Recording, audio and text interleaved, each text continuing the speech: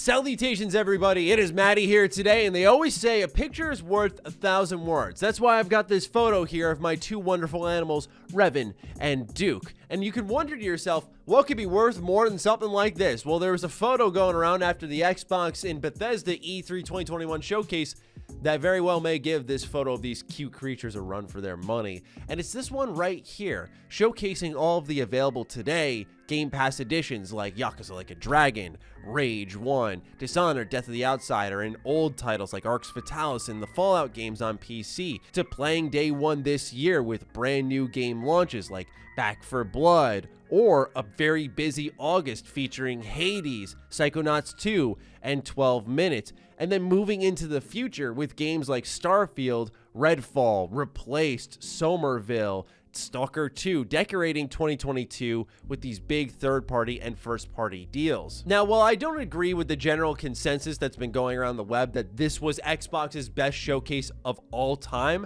I do look at it from the bird's eye view after all the E3 conferences have shown up and really appreciate it more, because when you look at like Gearbox and Take-Two and Capcom was like, esports, check it out, man. It's like, holy smokes, thank God that Nintendo and Xbox were here, man, because this would have been the most frustrating week if they were not. But what impressed me most as the emotions have settled from Xbox's showcase is they didn't show really everything at all. And of course, there's always things happening behind the scenes. There's always deals ongoing that'll be announced at a later time. But Xbox has so many different things happening behind closed doors, from studio acquisitions to new exclusives undergoing, and of course, many first-party studios working on exclusives that are multiple years away that we know about but didn't get any updates at E3. So what's happened is they've managed to really fill out this looming gap that has hung over them for a while and flip the script on having no games. So what I want to do in this video is just go over their insane future, their bright potential, which I understand, and I've said this myself, can get a bit tiresome, because one thing I did notice was that a lot of folks who are hyped about this E3 were saying, well, just look at everything that Xbox is getting next year. And I feel like we've been saying that since really 2018 with all of the big studio acquisitions Xbox made back then. And soon we'll see the fruits of those investments. But for now, the question is, where were some of those games that were missing, like a Fable, like an Avowed, Perfect Dark? Where were those games, and when are they coming? Jeff Grubb reported on VentureBeat.com a general expectation for many important Xbox first-party games, and it's a story I'm surprised I haven't seen circulating all that much. But then, when is Microsoft going to finally call in the cavalry it has been promising fans since before this generation started? Well, the short answer to that is simple: 2023. Right now, the following games are all expected to launch in 2023 for Microsoft: Avowed, Fable, Perfect Dark, Everwild, Hellblade 2, Contraband, which was newly announced at E3 2021, In Exile's next game, Compulsion's next game, the Coalition's next non-Gears project, and all of those are significant projects. Of course, something like Everwild, which Rare rebooted, could easily slip into 2024 and beyond. Side note on Everwild, there was a report that came out exclusively from Video Game Chronicle documenting that Everwild had been almost entirely rebooted. Its design had been restarted and done from scratch. And this is important to note because what I was hearing as E3 had approached after, of course, we had done our predictions was, hey, Maddie, Everwild, that prediction you made, it got, I was told, soft rebooted. And it seems like that may have been generous terminology in my case or harsh terminology in the case of Video Game Chronicle, but it seems like a 2024 game, which is many years off now. But in the case of the rest of these games, they are expected for 2023, which means that E3 2022, Xbox can put everything in their chamber and just go boom, boom, boom, and unload. That's what I've been trying to tell people is if you thought this E3 was great, that's awesome. I do not want to take away anyone's hype. But I'm just saying that I think 2022 is going to be the year that we shake off the dust of next gen. I feel like we were really putting a bow on last gen with this E3. Walking away from it, there's always that awkward teenage in-between phase with console generations. 2021 happened to be that year.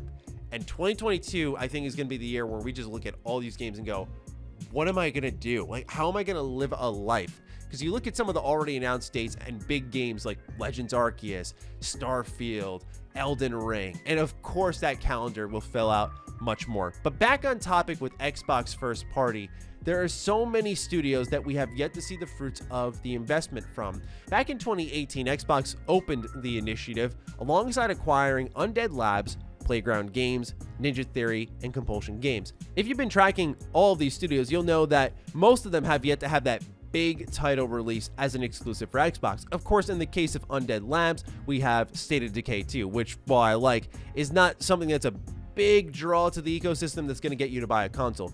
Playground Games, however, definitely does that with Forza Horizon. Let's not undersell that. I want to make sure I overstate it in this case, because some people think because of my reaction to Forza Horizon 5 during the showcase, I despise it. I hate it. It's one of the few racing game series I really actually do enjoy, believe it or not. And so it is one of the biggest Game Pass games, and that was a major get for Xbox. But in the case of Ninja Theory, where they did Hellblade, and we have yet to see Hellblade 2. In the case of Compulsion Games, who did We Happy Few, and we're still waiting on their next game. And of course, Undead Labs now working on State of Decay 3, which I think is the one that most Xbox fans are waiting for, because it seemingly has a legitimate budget, where State of Decay 2, once again, I like it, but oh my god, until the Juggernaut edition, it was a tough recommendation to make. You carry that deeper into 2018, where they announced the acquisition of inXile and Obsidian to make RPGs for Xbox, and while inXile released the absolutely phenomenal must-play RPG Wasteland 3, that was multi-platform. And then you had Obsidian release the other phenomenal RPG, at least phenomenal in my opinion, The Outer Worlds, and that was multi-platform. We do know The Outer Worlds 2 and Outer Worlds moving forward will be exclusive to Xbox, and we know that this new FPS RPG coming from inXile will be exclusive to Xbox, but these things take time. And Xbox did, I think, the right thing in the long run by saying, hey, we're not going to lock down Wasteland 3. We're not going to lock down The Outer Worlds. We're going to let you release this on multi-platform, and the next thing will build our ecosystem. But fans are waiting for a long while to see the payoff of those investments, and it's coming. It's just that really I think 2022 is going to be a spark plug, and it's why the Bethesda acquisition was so key for them. Saying, hey, we can bring Redfall and Starfield, two new IP, exclusively to Xbox next year, changes their whole outlook. What if they don't have Bethesda? What does Xbox's 2022 look like? You got Halo, Forza, and Age of Empire here in this fall, but 2022, outside of third-party dealings, looks like a major gap because you've got to wait for 2023. That's the important thing here, and I think future acquisitions are going to be key into filling out that calendar, because right now it looks like, all right, we've got summer 2022 for Redfall. We've got, of course, a lock date, it looks like, for Starfield with November of 2022. But there needs to be more. Why do I say there needs to be more? Xbox has stated they want to release a brand new first-party exclusive every quarter moving forward. Now, that'll take some time to put into place, but new studio acquisitions are key to that. While 23 is a lot, they're going to need more to consistently hit that with how long development cycles are. Matt Booty said it himself in a recent press briefing. We will continue to look for studios that can add great people, great teams, and great new ideas to our lineup, the head of Xbox Game Studios said during the briefing. On the note of more acquisitions, here's what Games Radar reported through a Jeff Grubb podcast. More Xbox acquisitions could be on the way, according to Jeff Grubb, who said on his podcast that he's heard rumors of at least 3 new studios that have been brought into the Microsoft ecosystem. While there's no indication that these could be revealed at E3, Grubb does specify that the studios he's heard mentioned are Hitman developer IO Interactive, Crytek, and Avalanche Studios, the team behind the Just Cause games. I want to take this moment to correct some reporting I did. So just before E3, we were talking about potential studio acquisitions, and I had mentioned Crytek and quickly dismissed them based off information I had been told about a couple of months ago. And then I was immediately contacted and was told, hey, sorry I didn't update you, but yeah, that's not a impossible thing. That's not to say it's locked in. That's not to say it's happening, but it's not as easily dismissible as I was originally told it was. So I don't know what's happening there beyond that, but I did want to correct my own personal reporting and own up to that I was incorrect on that. But when it comes to IO Interactive, this makes sense, of course, due to what's happening with Project Dragon. This is a third-party exclusive game that was reported by Windows Central Gaming. It's going to be this fantasy Hitman style title. It sounds amazing, kind of in their wheelhouse, not in their wheelhouse, and reportedly is more of an RPG. We now see Avalanche working with Xbox Game Studios to make Contraband. In that same reporting, I will say one thing I did, now you can see, get correct, was I said Project Typhoon was Contraband, which was by Avalanche.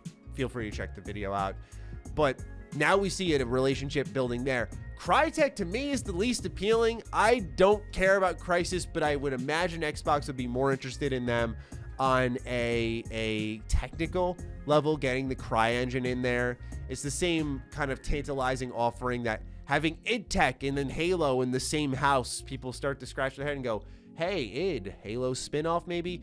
So something with the CryEngine could be useful for Microsoft to have. They like to buy things and then play with them, kind of like how we've seen them do with Skype, and they were looking to do with Discord and so many other things they invest in, and then they might just end up throwing it out.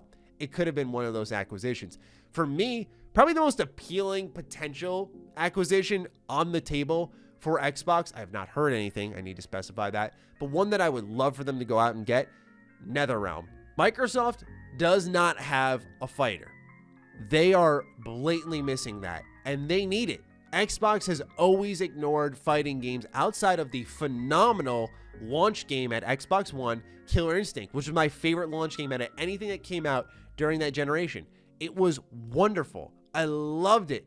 I want to see Xbox buy into fighting more. Sony went out and got Evo, man. They went out and got Evo. They're the home to fighting games. You got to have something. You can't just give up all that ground. And the reason I say it is because Xbox has addressed that they want to target all genres. Another thing they did right at E3 2021 was cast a wide net. They hit RTS, racing, RPGs, moody side scrollers, and there was a whole laundry list of things that they hit. Fighting games are missing, and with the complications happening within the Warner Bros. Games division, this could be an acquisition for Xbox that makes a lot of sense on a level of content offering, but also one that makes a lot of sense simply because NetherRealm is the top dog with fighting in terms of popularity. I think Arc System makes the best fighters. I've been playing a lot of Guilty Gear Strive. I love Dragon Ball FighterZ. I think they are just so technically incredible. At the same time as looking visually appealing. But NetherRealm, man, they got the IP. They're apparently working on a Marvel fighter. We know they do Injustice well, Mortal Kombat. This would be a great get for Xbox. And if you're all in on gaming, go get yourself NetherRealm. That's what I would personally do. But it's also possible Xbox does what they did at E3 2018. They're just like, hey, let's announce all 5 of these at once, right? They could all earn their own press slot, but let's do all 5 at once. Point being, and the real purpose for this video, I'm sure as you could tell, is the future for Xbox looks absolutely insane. And what's exciting is, once again, that E3 2021 was good, but we didn't see everything. And that's kind of the double-edged sword. We wanted to see more. I wanted to see Fable. I wanted to see Avowed, of course. I wanted to get a Halo release date. I wanted a little bit more. In some of those games that I could get excited about, Starfield, which I'm very interested in, of course, Redfall, Contraband, we need to see more on to get, at least in my case, truly in a buy-in state. It's like, yes, let's go. Next gen is here. But it cannot be understated, their commitment to next gen and encouraging people to know that stuff is coming for their new consoles. At the end of the day, though, the future looks very bright, and we're getting some stuff this year, but I think 2022 is the real kickoff. And I'm also excited to see how PlayStation responds with, I imagine, some type of state of play, because Beyond Ratchet, which just came out and is amazing, by the way, very buggy in my case, but amazing, they don't have really anything. We have Deathloop, Ghostwire, Horizon may hit this fall, God of War, but they have yet to really solidify beyond Ratchet what comes next for PS5 owners. You have to imagine something's in the pipeline. So I love watching these companies battle. Let's keep it up. Let's see what they got going on. And with that, ladies and gentlemen, I wrap up this video just talking about the future of Xbox. Let me know what you think in the comments down below. Other than that, follow me on Twitter, follow me on Instagram. Those links are in the description down below. And a big thank you to all the patrons, all the members who've been supporting the hell out of the content, especially during E3. We're running ourselves ragged, trying to get all the coverage out for you. Thank you all so much, and I'll talk with you soon. Stay sexy, stay active. I love you all. Peace.